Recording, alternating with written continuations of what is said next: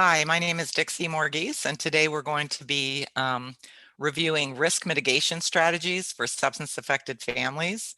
I would like to thank everyone that has been involved in making this summit possible. What an amazing lineup and amazing agenda. So thank you to everyone involved, the presenters, the participants, and those who made it possible. So today we're going to be looking at four learning objectives. One is to review the risk factors present in families affected by substance use. Two, identify the correlation between substance use and child maltreatment. Three is to understand the plans of safe care for families we identify in the system with substance use issues. And then we want to discuss at least three strategies for risk reduction and mitigation.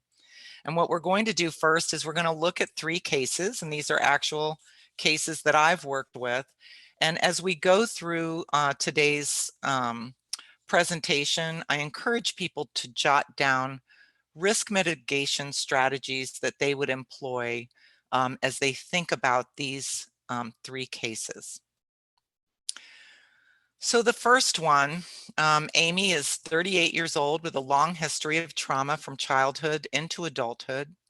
She is 30 weeks pregnant and has been living on the streets. Crack and hydrocodone are her two major drugs of choice. She has an opportunity to go to treatment, but is very afraid. Our next case, Phoebe is 25 years old and recently found out she is pregnant. She did not want to be pregnant, but says she does not believe in abortion. She reports smoking marijuana daily, drinking occasionally, but does not feel she has a problem. There are visible bruises on her arms and face, and she does not make eye contact. She says she does not want anyone in her business. In our third case, Rebecca is 31 years old and has been in recovery for 6 years. She suffers from anxiety and goes to 12-step groups, but has never had any formal behavioral health services.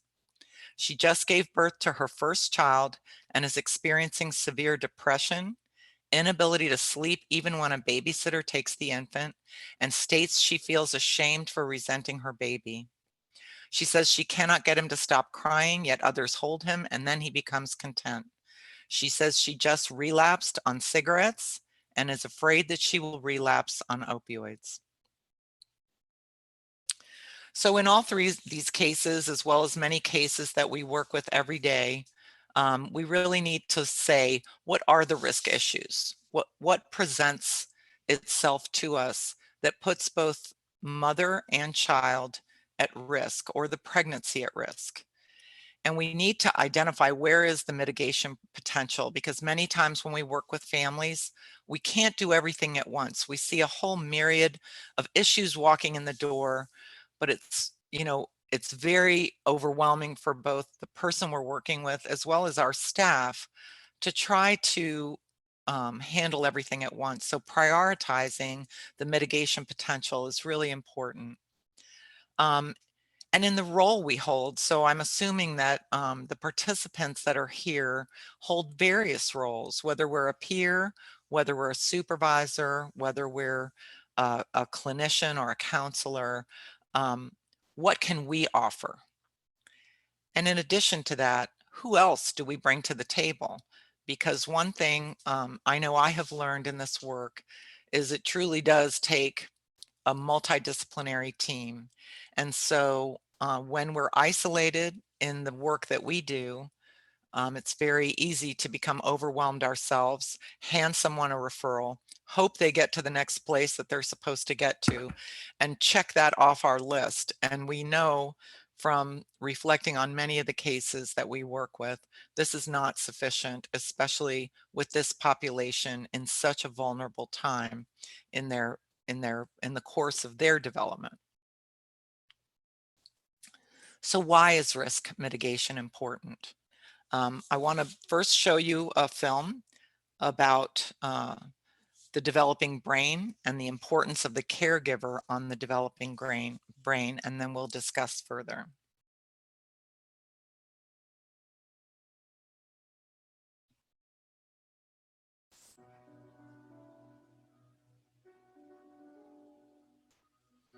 Everyone in a community has a vested interest.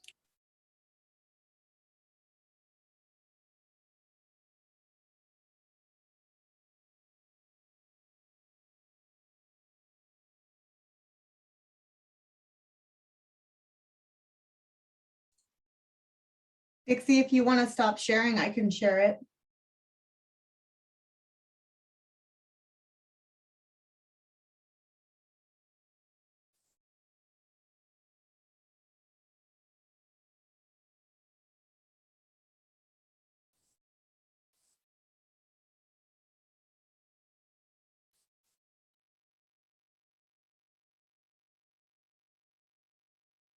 Am I sharing? Yes, you are. Okay.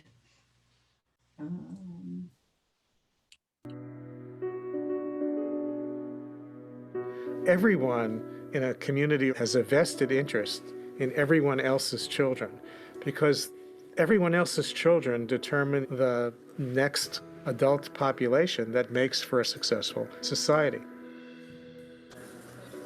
Built into our biology is the need to have responsive interactions with adults. Neglect for children is when they don't get what the brain is expecting to get, what the child is expecting to get, what we are biologically prepared and waiting for, which is input from those around us. It's this back and forth serve and return interaction that literally shapes the architecture of the brain. Serve and return begins when a child looks at something or observes something, makes an utterance, and that represents the serve. And the return is when the parent notices the child doing these things and responds to the child. Under conditions where serve and return is broken, you literally are pulling away what is the essential ingredient of the development of human brain architecture. It was a really compelling series of experiments where they started by videotaping the mother and the baby engaging in cooing and smiling. And then they asked the mother to basically put on a blank face and not respond at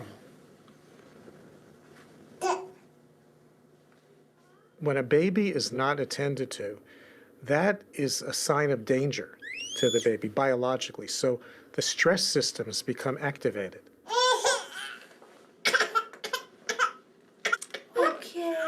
In a brain that is constantly bathed in stress hormones, not that's up and down, that comes with normal development, certain key synapses, the connections between nerves, fail to form, and critical regions of the brain. So neglect both fails to provide the stimulation that's needed to develop the basic architecture, and when it's at a certain level, is one of the most potent activators of the stress biology of a young child. So you get a double whammy. Science points to 4 categories of this spectrum of neglect. The first category would be what's called occasional inattention, where children experience responsiveness most of the time, but occasionally adults don't respond. There's no harm in that, and in fact, there's probably some benefit.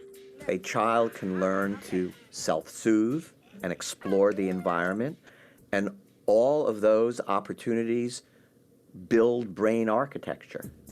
The second category, scientists would call chronic understimulation, is where on a regular basis, children have less interaction with the adults around them than is needed for healthy development.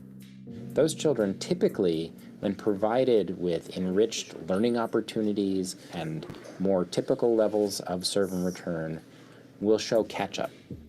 The third category is what science would call severe neglect in a family where not only are there prolonged periods of inattention and lack of responsiveness, but often also associated with not being fed enough, not being bathed enough, not having basic needs met. Neglect is a huge problem in the U.S. Children are much more likely to be neglected than they are to experience any other kind of maltreatment. We see the child really being at risk for much more substantial kinds of deficits down the road that don't necessarily get easily fixed or ameliorated. This is where we really need to think about more complicated and often more intensive strategies to help undo those effects. The fourth category, called severe neglect, generally found in institutional settings, is the result of children living in kind of warehoused type situation in orphanages. And it doesn't have to even be as extreme as orphanages. It can be experiences that are regretfully occurring in many, many parts of our country. Often institutional care in this country is under the euphemistic name of transitional care or temporary care or assessment facilities. If you think about what institutional or residential care would look like for an infant, where there's somebody new coming onto the shift every 8 hours, it really alters the development of the child's brain architecture and other aspects of the child's development. We have the potential to change children's developmental trajectories. Interventions can apply to parents, to foster parents or adoptive parents, child care settings, Head Start settings, and other kinds of settings. And really, what they're about is attuning people to the serve and return process. Neglecting young children is neglecting the foundations of a healthy next generation. The community pays a huge price later in terms of the problems of the next generation, whether it be educational achievement, economic productivity, good citizenship, the ability to parent the next generation. All of the things that have to do with a healthy, prosperous society.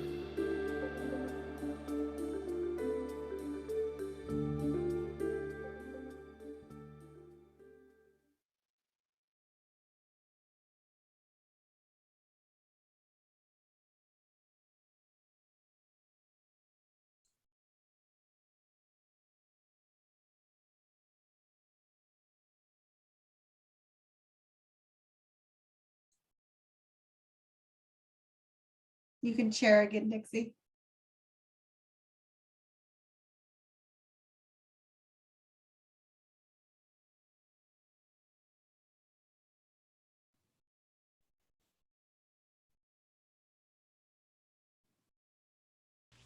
Can you hear me? Yep. Okay. So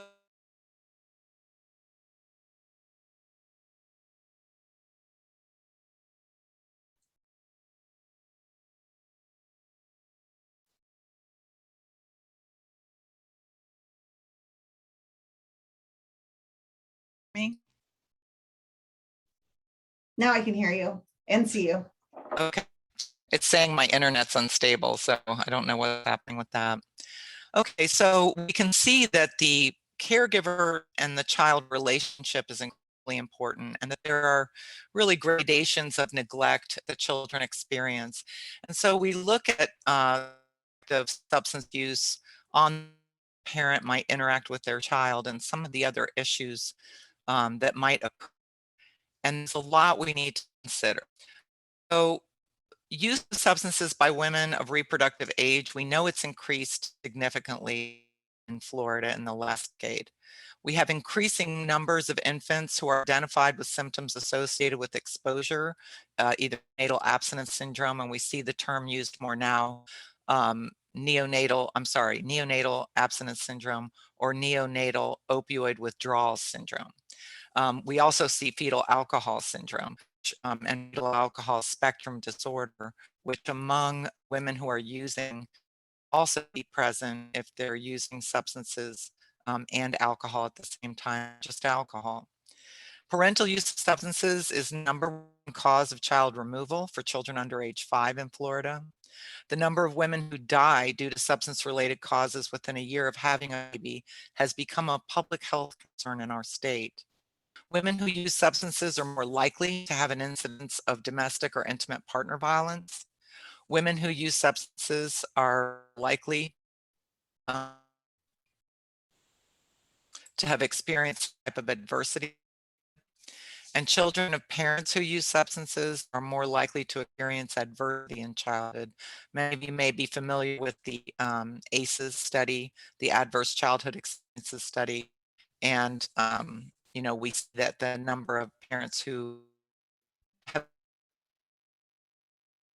likely to have when dealing with their children, which means become sort of impact. And then and societal expectations, barriers to women receiving recovery services.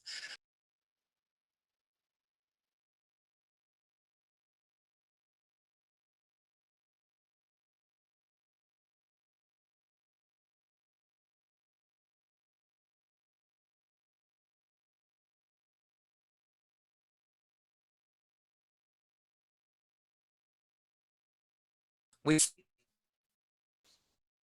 see in women that we're working with.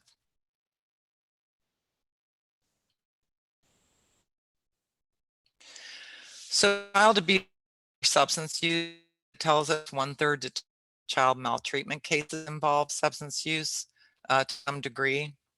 In one study, children who abuse or other drugs were 3 times more likely to be abused and more than 4 times more likely to be neglected than children from non-abusing families. 2/3 of people in treatment for drug abuse report being abused or neglected as children. More than adolescents with a report of abuse or neglect will have a substance use disorder before their 18th birthday. That's 3 times as likely as those without a report of or neglect. 3 to 50% of children have a alcohol abuse risk factor. 4 to 33.5% of children have a parent or caregiver drug abuse risk factor, and 0 to 33% of children have a domestic violence abuse risk factor. And the link to that data is right on the slide. A study was done about child removal rates, and there have been, a lot of data reports about this, but I thought that this was, pretty telling that the prescription drug abuse issue is really a main concern in the child cases that we see. And we'll see that, as we move forward, that this is result of the baby is exposed at birth and the mother is using type of substance. And so you'll see there have been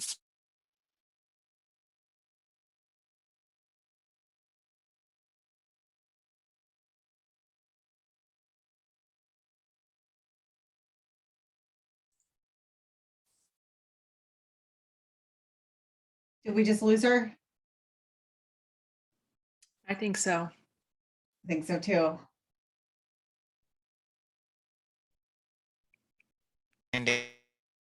um,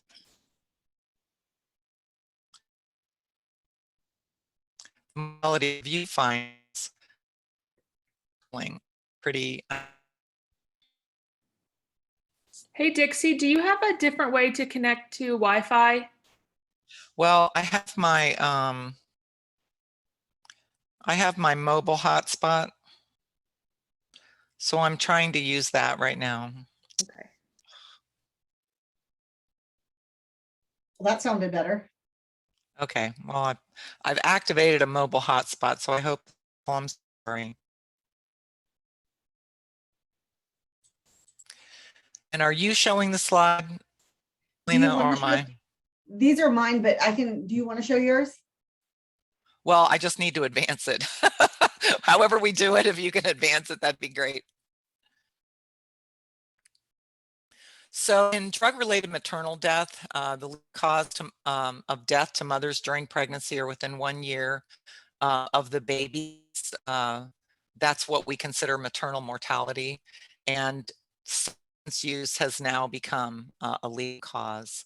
In 2007, drug-related maternal death accounted for 1 in 4 maternal deaths in Florida. There are now as many maternal drug-related deaths as deaths due to traditional causes of maternal mortality. And 75% of maternal drug-related deaths occur after the baby is born and after the mother has been discharged from the hospital. We look at some of these risk factors again. Stigma and bias make it difficult for women to discuss their condition with their medical providers as well as others. More than 30% of women with opioid use disorder have underlying depressive disorders. This is a lot of work that's been done with Dr. Heather Flynn and the Florida Maternal Mental Health Collaborative. We also see that women with opioid use disorder who decide to stop medication-assisted treatment are at risk of relapse and potentially fatal consequences. So we'll see women who are afraid that the system is going to identify their children, and so they'll try to stop on their own without medical support. And if they relapse after their body has detoxed, they may be at a greater risk of overdosing, and also they may be at risk of losing the baby without being under some kind of medical supervision. And then loss of Medicaid or other health care benefits when a woman does fetal loss or an infant loss, what entitled her to the benefit go away. So it can result in reduced access. So she may have been in therapy, she may have been getting assisted treatment, but all of a sudden this stops. And so it creates a real challenge for continuity of care for some of these moms. Next slide.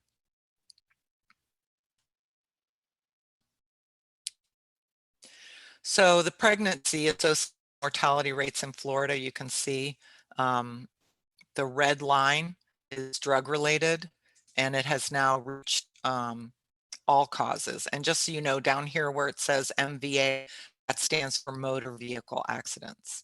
Slide. Intimate partner violence and substance use is a significant factor. It's estimated that 1 in 15 children are exposed to intimate partner violence each year. 90% of these children are eyewitnesses to the violence. 1 in 5 women in the United States has been raped in their lifetime. 1 in 4 women experience severe intimate partner violence and or intimate partner contact sexual violence. 37.9% of Florida women experience intimate partner violence. So Florida is one of the highest rates of partner violence in the country. According to ASAM, or Society of Addiction Medicine, substance abuse is involved in about 40 to 60% of all intimate partner violence. And domestic abuse victims are 70% more likely to drink excessive amounts of alcohol than those in healthy relationships. Next slide. Look at substance use and child maltreatment, and we really need to think about what the potential is. To use substances, they may have difficulty in making. And so when we look at the brain, we know that the frontal and the prefrontal cortex are the areas of the brain responsible for executive decision making. First part of the brain to be impacted when we're using foods and consistency may be unpredictable for the child. So we film the Harvard film and the reaction of an infant or a child when the parent is having a difficult time emotionally to the child. And we saw just a short, 1.5, 2-minute segment of that child's decompensation when that's happening. So to really think about happens when parents are using substances and how it may be impacting their mood and the way they present to their child. Focus on obtaining drugs may interfere with caring for the child. Risk of overdose could place children in very dangerous situations. Use of finances for drugs may interfere with other household priorities. So now we can't pay the rent, or we're not paying for power, and a child in a home with no electricity or water. Children may be exposed to traumatic activities or unsafe people while dealing or using of drugs is occurring, and children's physical, emotional, and social needs may be neglected. Next slide.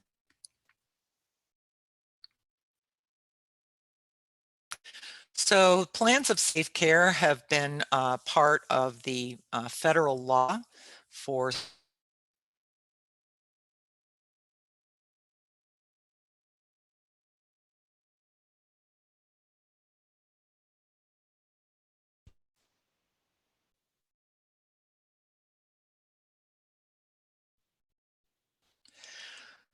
several years, they've been looking at planned safe care as part of federal law. And this was a response to infant and child death after hospital regards a investigative a piece of journalism that had a lot of impact on the law. And then it was developed to consider new trends. We have women who are on medication-assisted treatment like methadone, Suboxone, and they may also be taking prescribed medications, which, while they're legal, may impact their ability to be a stable caregiver. And it also considers the mother's health and safety. Next slide. Part of this law is called the CARA Act of 2016. It changed some language. It said, it used to just say illicit substances. It removed the term illegal. It now says born with and affected by substance abuse, withdrawal symptoms, or fetal alcohol spectrum disorder. So the term illegal was removed. It requires a plan of safe care to be developed for both the infant and the family caregiver, the mother. It also specified that each state has to report the data in a national system called NCANS, and then our state has its own system. The number of infants identified as being affected needs to be reported, or if they had withdrawal symptoms or post FASD, the number of infants for whom a plan of safe care was developed, and then the number of infants for whom referrals were made services. And this includes services for the affected family or caregiver. Next slide. So the primary change it further clarified the population to being born with and affected by, and it took out the term illegal.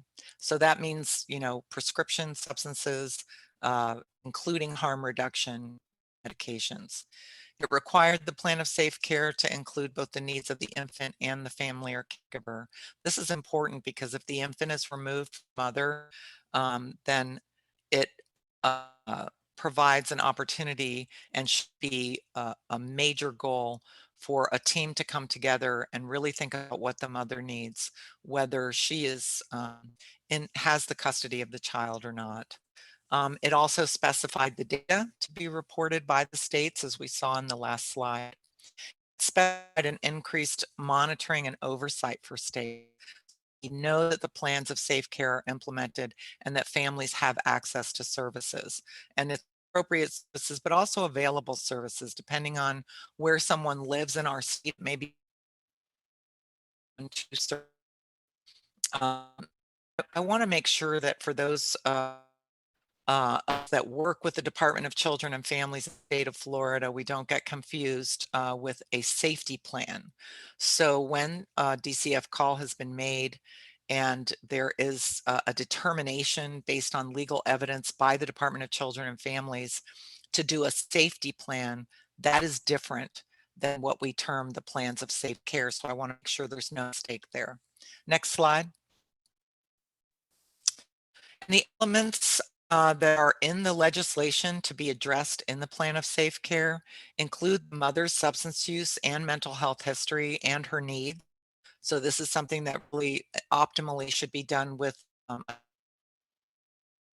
but we should have the records of that mom so that we know, you know, what is the history here?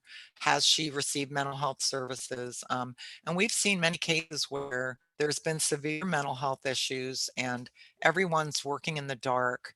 The people at the hospital and the people that are trying to provide home visiting services or support services are unaware that a mom has had these kind of severe mental health issues.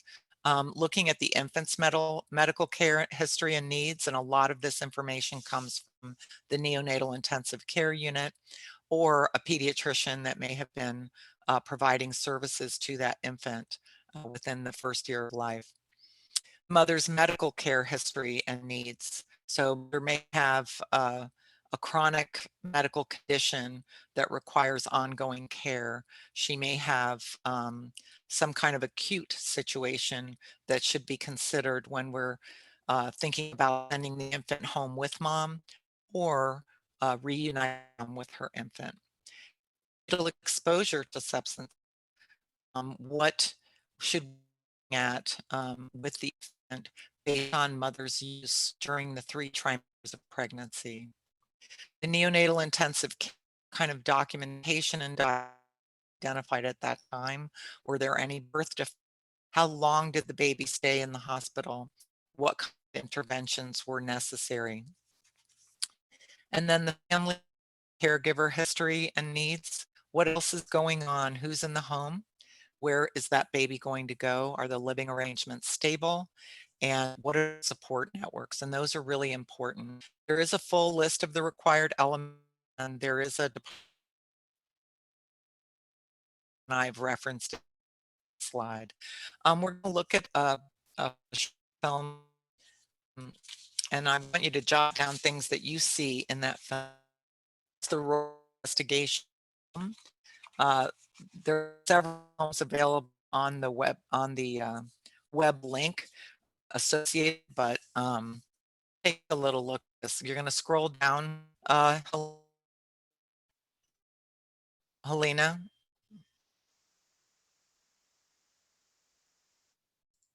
Is this the Go film? ahead. Okay. No, you're going to scroll down, and it's the one that says Clarissa, CLORIS. Next, keep going. There's several films. I encourage people to look at them. It was a great work of journalism. Keep going. Sorry. That's okay. I'm sorry. It's something wrong that's causing trouble. It's for you. Almost there. Is this one it? Go down. That's it.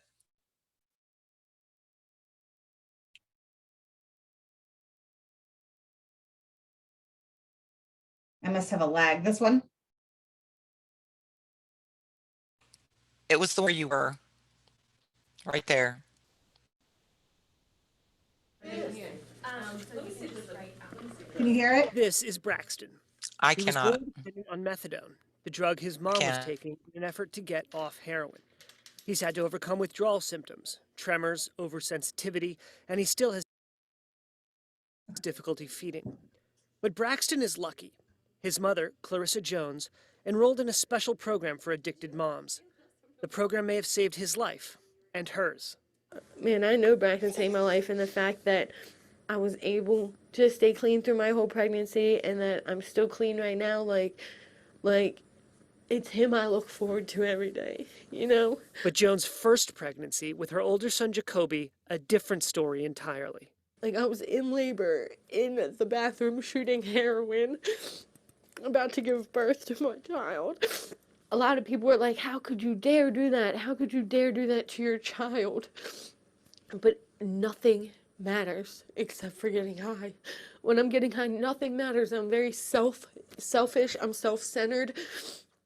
An epidemic of opioid and heroin addiction is sweeping across the U.S., and children are its most vulnerable victims. Federal law calls on states to require that hospitals notify child protection services when babies are born dependent on drugs. But that system is failing.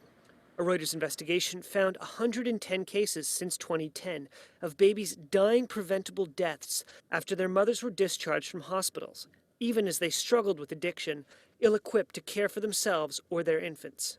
Jones says her first son, Jacoby, was born dependent on heroin, and even after she took him home, she continued to use, bringing Jacoby with her to buy drugs. I was driving, I was doing 55 and a 25, and I hit a parked car with my 22-day-old son in the back seat. Jones lost custody of Jacoby and then discovered she was pregnant a second time. I'm using heroin and smoking crack, and I was 7 weeks pregnant. You know, I got blood work done and found out I was exactly 7 weeks pregnant, and I was like, there's no way I can go through this again. Jones found her way into the Johns Hopkins University Hospital Program for Addicted Mothers in Baltimore, which gave her shelter and monitored her use of prescribed methadone.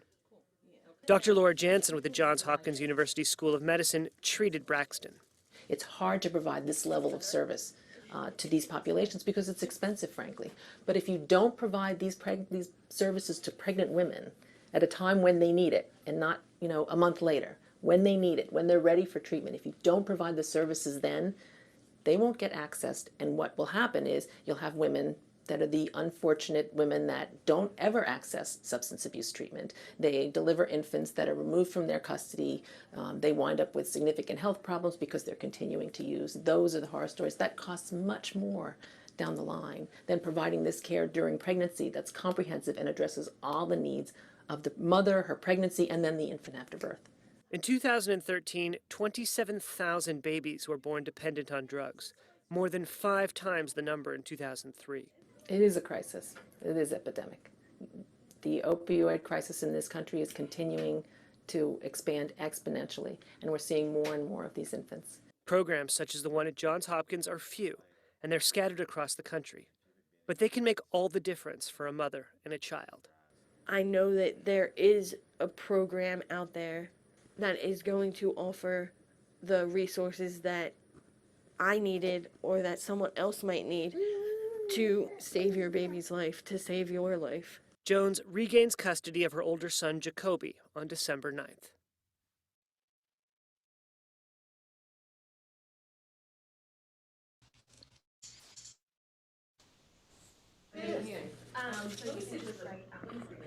This is Braxton. He was born dependent on methadone. Helene, the you drug go his back. mom was in an effort to get off heroin.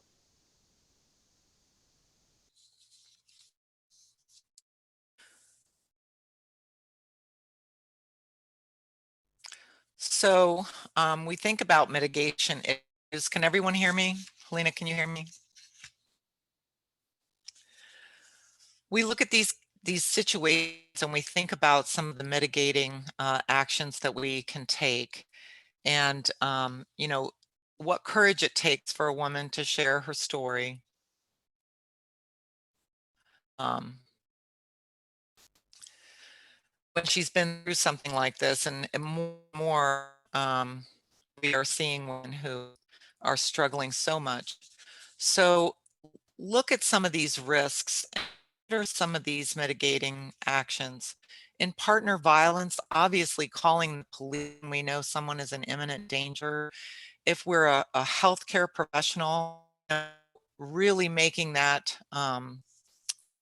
you know, that effort to work with a woman. Part of our goal is to not get her killed either. If we're visiting, not putting ourselves in unsafe situations, but really being able to talk to about what the relationship look like and help a woman come to empowering decisions about what kind of relationship her child and herself are exposed to. Anytime there's partner violence, I know that a big reason women don't leave is because of housing, finances. And so, you know, are we working with on these issues, and also legal support, orders of protection, fears that women have about custody issues. I cannot tell you how many women go back because a father has more funding, has more mechanism for getting legal support. She decides the only way she's going to get to be with her child is to go back. Also for substance use and overdose situations, I belong to a 12-step program. I've been very active for many years, and it's saved life. And programs are really abstinence-based programs. I have seen women come into step programs who relapse over and over and over again, and they try very hard to be abstinence only. If they are not successful in an abstinence program, connecting them to medication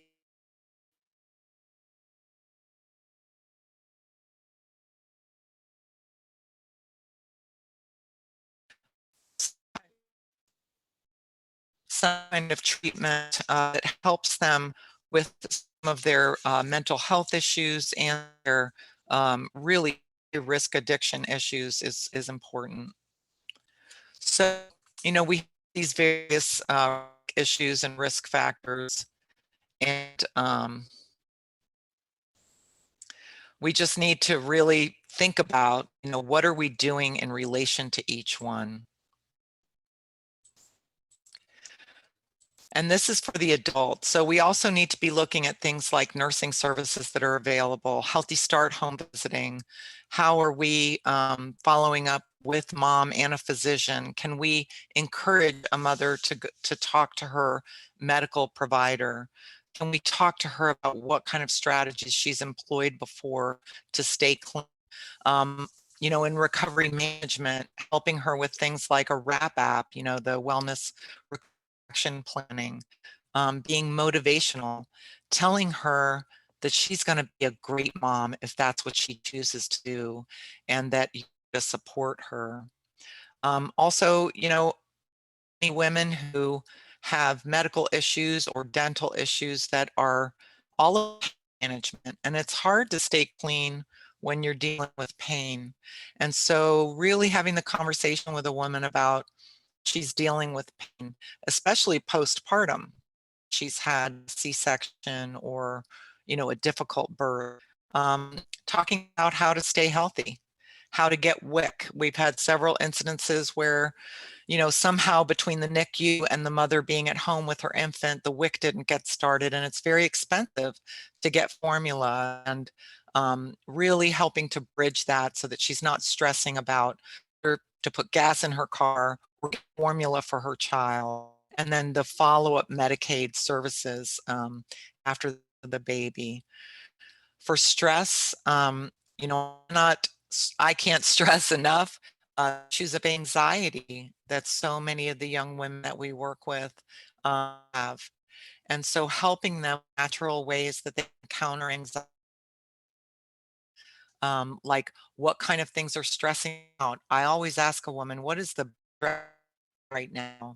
And sometimes we can just address that. It might be that she doesn't have a phone, might be transportation, not be anything that we think it is. And so, you know, asking the kind of concrete support do you need? Her reflect on times she's done really well, her recovery, and how she did that. And what of those resources does she still have? Using things like mindfulness and yoga, there's a lot of opportunities online now that I've seen other women in recovery that they, you know, say help so much. So you know, there is a time where encouraging a mom to get a professional assessment and supporting is important. Women 12-step program, sometimes they are someone's going to put them on medication and that their dependence issue again. So helping a woman talk through it, what go for a professional assessment, what happens if they put me on medication, doctor really listened to me. We've had cases where a mom is on medication treatment or some kind of medication, and she tries to go off of it, and the judge turns because she didn't do it with the physician.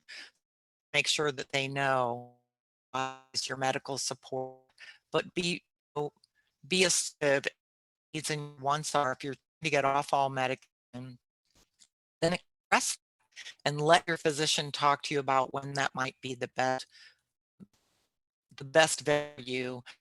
It may not be right, and feel uncomfortable.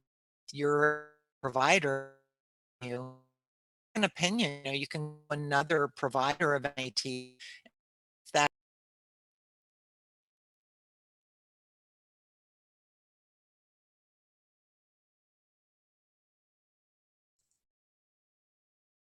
Did we lose you, Dixie? are very likely. Dixie?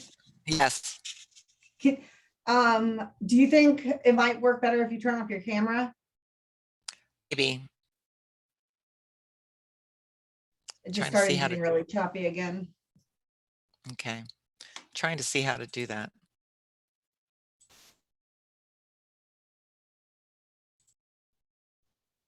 Is that better? Right now it is, yes. Okay, I've turned off my camera. Yay, Okay, there are we you go. all right? Are you back to screen sharing? Yes. Can you see my screen? No, I cannot. Oh, there we go. Okay. Okay. So I'm so sorry about that, everyone. So really looking at things that anxiety,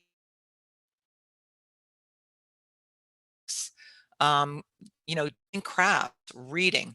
What has worked before? And what kind of things, bring joy and isolation to any kind of meeting, exercise meetings, Toastmasters. I'm connected women to so many different kinds of social things they can do. And during the pandemic, it can be really difficult because there's a lot of fear around exposure. We don't want people to put their health at risk. So even findings to connect virtually, using Parent Cafe, finding out if there's a faith community that she's ever connected to before or would like to connect with. But important is helping a woman build a social network and finding out who helps you when you need assistance and can you count on. And then obviously for mental health and crisis planning, um, we need to find out what kind of things makes a woman extremely vulnerable. What are her plans? If she were to relapse, we need to be asking, what would you do with your baby if you were to relapse? Um, what would you want? Who would you want to be connected to? Are there people in your network that you trust in the event that there was a removal? That they for some reason were committed to a psychiatric facility and had their voice taken away. And these are hard conversations to have for women, but I really think they appreciate the openness. And I think it's important that we encourage women to think about what to do in the event of a crisis. And I just want to say, of children who are grown now, I took the time to do crisis planning for myself when my kids were young. I battled with some mental health issues, and I felt much better when I had written out what I wanted to happen in the event that something happened to me. And it could happen to any parent any day. It could be a car crash, it could be anything. But I think, it provides that planning, and it gives people in that family's life some idea of their wishes should something happen to them. Next slide. Mitigating issues for children. We need to really ask questions and know what we're dealing with. If a baby has been born premature and has symptoms, we should be treating them with early steps. There should be continuous developmental screening. We should be educating any caregiver with that infant about stimulating good development. And, you know, babies that have been exposed can oftentimes be very fussy. So when the mother is frustrated with the infant's crying, um, you know, there's a wonderful Department of Health pamphlet. It's called Coping with Crying, helping parents to understand that this is the only way their child can communicate their discomfort, and that you are their safe person. And it's your job to kind of investigate. They're trying to tell you when they're crying or when they're upset, so that it takes the focus off, as an adult, me being frustrated, to my child is frustrated, is trying to me to help them somehow. And if they're not able to really take themselves out of the self-absorbed place and into the caregiving place, then linking a parent to child psychotherapy and ensuring somebody's getting into that home. Because a frustrated mother doesn't warrant a call to DCF. And yet many times we go into a home and we say, okay, this is not a good scenario. This is a mother alone. This baby is crying. She's frustrated and she's trying to tell us she's not doing well. I also want to say that sleep deprivation for a parent, especially a parent with any kind of mental health history, creates the issue. And so really asking how are you getting sleep, and what kind of respite can we help with, so mother and baby each other. And I know that sounds weird, but the Gerber commercial is not always how parenting goes when a baby comes home from the hospital and there are multiple issues going on in the family. Really finding out, again, who's the support system, who do you trust to care for your baby when you can't. There's some great parenting programs. Healthy Start uses the The FSU, Partners for a Healthy Baby, Healthy Families, which is part of Healthy Start, uses the Growing Great Kids curriculum. There's also the Circle of Security. And there's other nurturing parenting programs like the House Next Door, where they can come in and really kind of help a parent refocus their attention on their role as a caregiver and the needs of their children. Also WIC, Supporting Infant Child Attachment. Babies need a caregiver. They need a very attentive caregiver, especially in their first year of life. And also they need a good pediatrician, someone that can help mom understand child development, someone that can be called if something's going wrong with their child or they feel like their child's health isn't good. So, you know, making sure that there's a good pediatrician. If there's failure to thrive and the baby is losing weight, especially in their first 30 to 60 days, that requires a pediatric follow-up. And it really requires a parent to be aware of what failure to thrive is and pinpoint with the pediatrician what might be causing it. And if the mother discloses heavy drinking during pregnancy, we want to make sure we document so that further down the line, if anyone identifies developmental issues in that child, they know there was alcohol exposure in utero.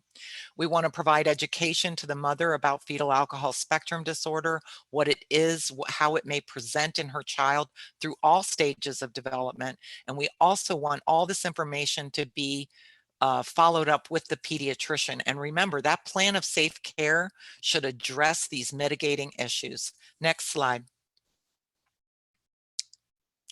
I also, you know, am a great proponent and supporter of the protective factors framework. We want to support parent resilience. You know, parents that come into recovery, parents that have had a lot of adversity, oftentimes they're some of the most resilient people we'll ever meet. And so being able to capitalize on that resilience and, you know, show them how many times they have been able to bounce back after difficult times and use that as an anchor of hope for them, that they will get through this and their children will get older and it will get easier, is important. Social connections, as we said before, isolation is the enemy, and all parents need to have friends. They need other people in their circle that they can count on sometimes. Parent knowledge of child development. We know that parenting is part natural, but it's part learned. It doesn't just come naturally to people. So we want to make sure that parents are supported, specifically in accordance with their children's age and the presenting concerns of their children.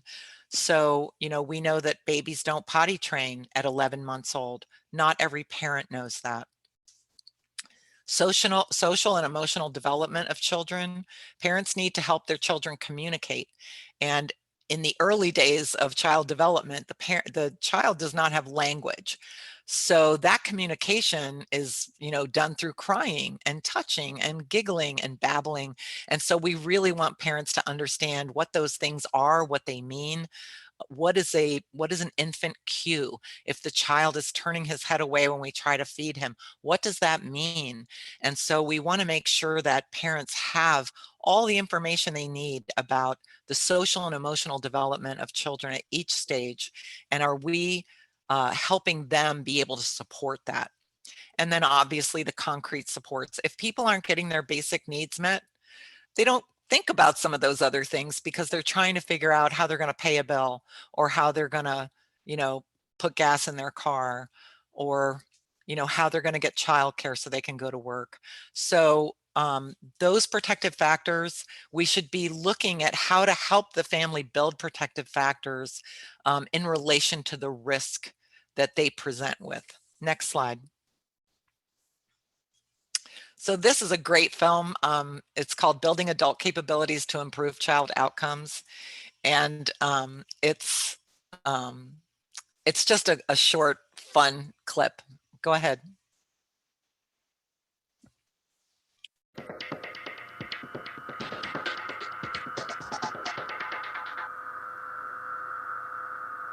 The social challenges that face modern societies, whether it's the ability to work productively, to be a good citizen, stay healthy, have their roots in early health and development A strong foundation in early childhood results in much better and more effective development later.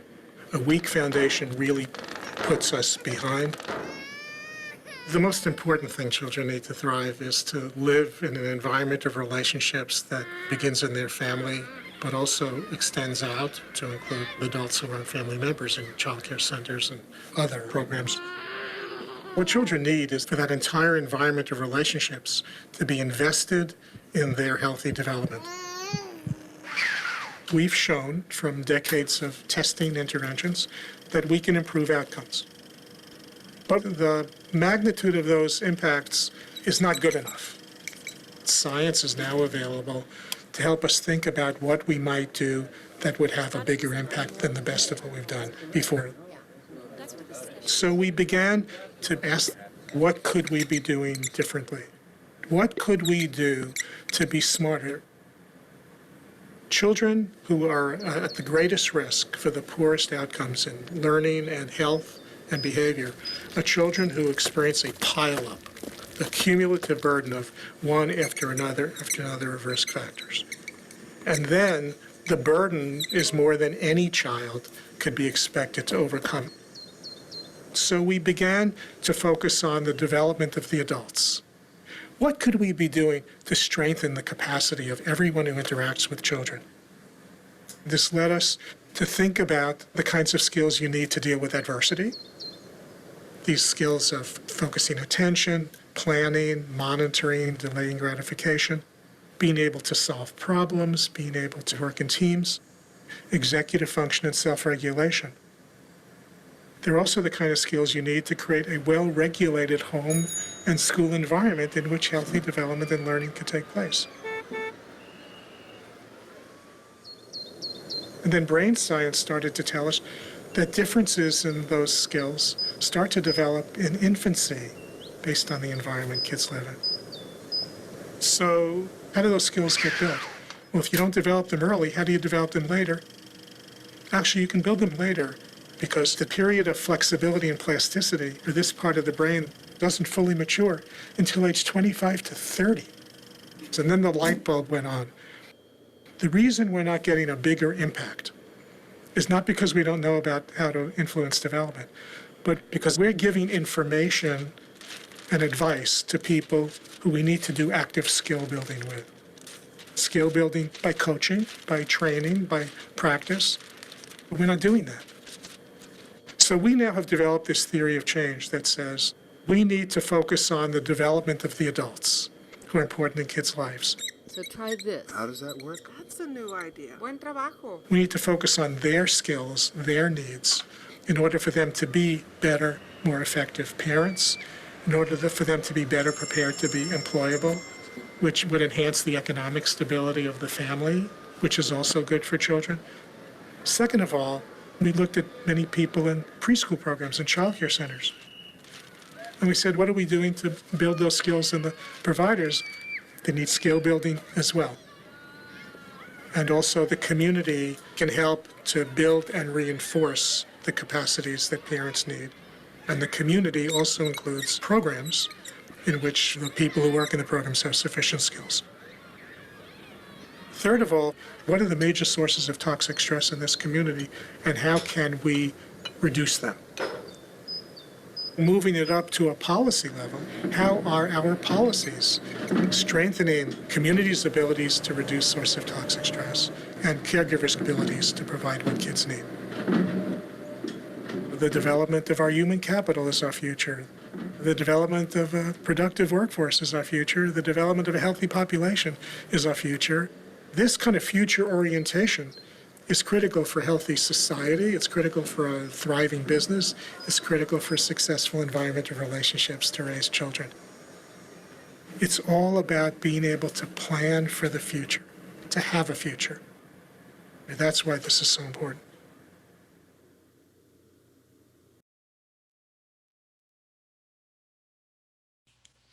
Thank you. I think we're about out of time, but I do encourage you to reflect on your own biases about pregnancy, parenting, and substance use. about experiences that you've had that you might approach differently now after seeing this information, and then how you might begin discussing a plan of safe care with a mom that you're working with to make sure that you're addressing some of the risk mitigation strategies and protective factors. Next slide. So first of all, I want to apologize for the technical problems, but in summary, parents who use substances may place their children and themselves at risk. And our non-judgmental support can help parents feel safe enough to take action toward change. Plans of safe care are required for any baby identified as being exposed. Working with parents to mitigate risk is key to successful planning. And you know, that last film, when parents can build adult capacities, children and our communities do better. We change.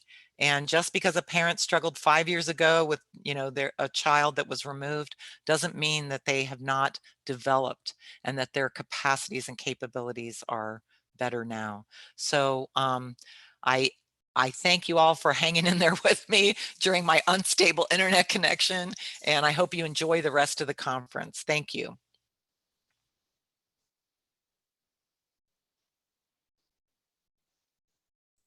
Thank you, Dixie. Thank you so much.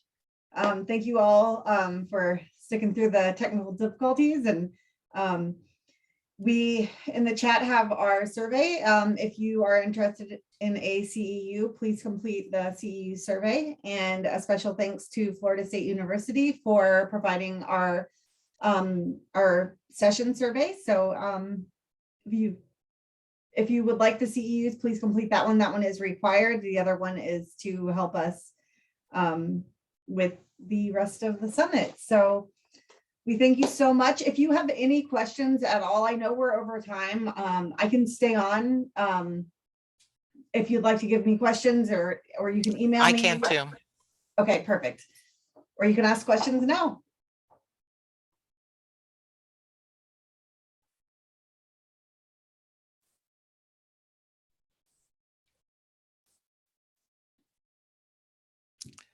Helena, they can also submit any questions they might have in writing, and I'm happy to follow up. I just think it's an important topic, and I really appreciate people taking the time to listen. So thank you. Thank you. I agree.